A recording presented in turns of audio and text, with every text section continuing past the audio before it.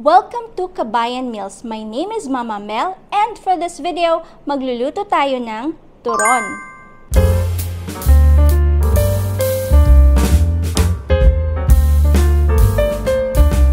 So, ang gagamitin natin yung 8 pieces na saba, hinati ko lang into 2. Ito yung lumpia wrappers na nabibili namin dito. Parang ganito siya.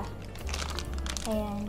So, ang nakalagay spring roll pastry. So, ganito yung gagamitin natin.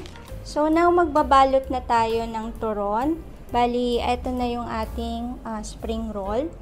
Lagyan lang natin siya ng saba sa gitna. And then, ang gamit ko na lang nga pala is yung ganito. Yung nasa bote. Sweet style siya. So, hindi ko nalalagyan ng sugar sa loob. Kasi mamaya lalagyan din natin ng caramel glaze. So, para hindi siya masyadong tumamis. Dahil matamis na tong langka natin. So, yan. Lalagyan ko lang siya dyan. And then here. Ayan. Tapos, ang pagbalot, yan. Depende na sa inyo kung anong nakasanayan nyo. Pero ako doon muna sa ilalim. Tapos sa side. Yan. And then, tsaka nyo siya i-roll.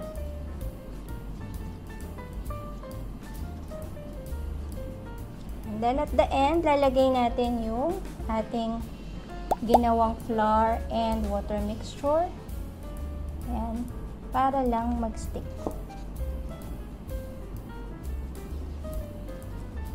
Ayan. So, nakaisa na tayo ng balot.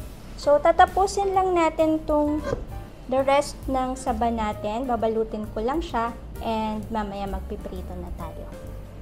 So, ayan, nabalot na natin lahat ng ating turon or yung saba natin, nabalot na natin. So, ipiprito na natin siya. So, ayan, nagpapainit lang tayong ng mantika. Tapos, kapag mainit na yung ating mantika, check natin. And then, piprito na natin yung ating ginawang binalot na saba kanina. Pagpa-brown din lang natin yung wrapper.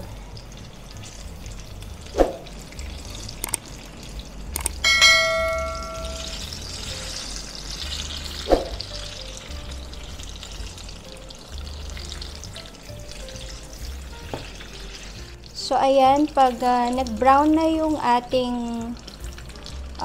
turon or yung wrapper niya, medyo nag-brown na yan, pwede na yan. Next. So, lagay ko lang dito sa strainer para ma-drain yung iba pa niyang mantika.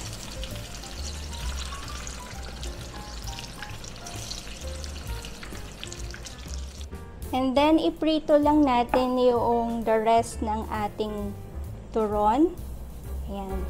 Prito lang natin siya. Ayan. So, yung last batch natin ng turon, ayan, naprito na rin natin. Hanguin na natin siya. So, ngayon naman, gagawin na natin yung caramel glaze natin. So, itong pan, papainitin lang natin siya. Tapos, lalagyan ko lang siya ng 1/4 cup ng brown sugar. So, ganyan lang. Spread lang natin. And then, hantayin lang natin siyang mag-melt. Huwag natin siyang hahaluin para makaramelize siya na mabuti. And so, pag ganyan na nagme-melt na yung ating sugar, so pwede na natin siyang halu-haluin na ganyan. Swirl lang natin. Yan, hanggang sa, para matunaw din yung other parts. Yan, kasi mainit na yung ayan. So, swirl lang natin siya. Para ma-distribute lang yung heat. Ayan, so, pag ganyan na, lalagyan na lang din natin siya ng 1/4 cup ng water. Careful lang kasi pinatay ko nga pala yung apoy, no? Kasi magtitilamsik siya. Ayan. Ayan, so, para ma-mix natin yung caramel. Nilagay ko ulit yung flame, inon ko ulit yung flame, yung stove. Tapos, pwede na nating haluin yung caramel. So, ayan, pag na-dissolve na ulit natin yung caramel kanina, nung nilagyan natin siya ng ano. Patayin na natin yung apoy and then lagyan natin siya ng 2 tablespoon ng butter. Yan, lagyan natin siya ng around 2 tablespoon ng butter tapos melt lang natin. Tama, may melt naman yung butter kasi mainit pa yung caramel natin. Okay, and then lagyan din natin siya ng banana essence or banana flavor. Mga 1/4 teaspoon lang or few drops lang. Yan. And then haluin lang natin.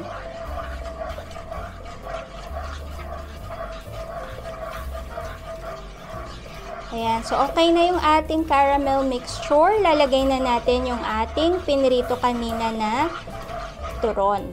So ayan, so pwede na nating ilagay yung ating naprito kanina na mga turon.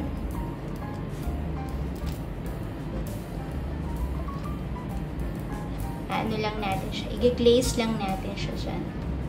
Ayan, lalagyan lang natin ng glaze lahat.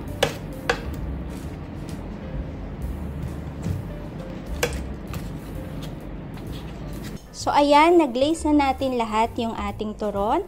Lalagyan natin siya ng sesame seed, pampasarap.